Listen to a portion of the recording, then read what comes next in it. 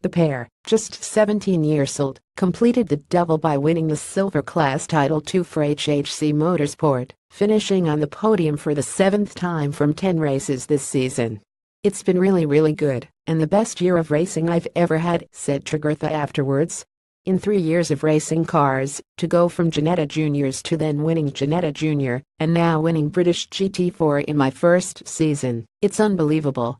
Right from the first race, when we got on the podium, we were so happy with that, and we've just been learning and learning ever since, and still learning in today's race. At the start of the year I said I really wanted to win the championship, and now here we are. We've hardly done any testing all year, so to do what we have is so good, and I can't thank everyone enough." Tregurtha started Sunday's Tregurtha encounter, and although edged back to 4th, he swarmed all over the back of the 0.100 McLaren and piled on the pressure. On lap 11, a spin for the GT4 leading Aston Martin of Wilmore enabled Tregurtha to move into the GT4 podium placings, and on the subsequent tour a huge development occurred. An excursion at the old hairpin for Reed's Ginetta meant, whatever happened, the HHC duo would be crowned champions, but Tregurtha maintained his focus and concentration and set about making up more ground.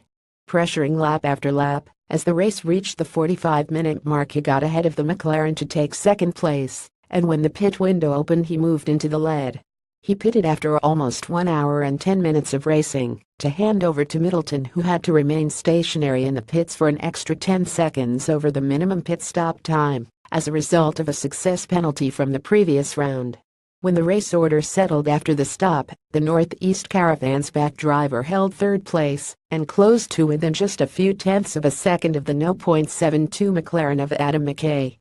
Trying to attack, while also defending from the advancing Joe Osborne, the HHC car was edged back to 4th with just over half an hour to run. Around 15 minutes later, though, Middleton moved back into the top 3 with a superbly judged and executed pass on McKay on the run from McLean's into the crested right-hander at Coppice, and he then climbed through into second after Osborne slid off the road at the old hairpin. Holding the runner-up spot to the flag, the HHC Ginetta ended a glorious season in magnificent style.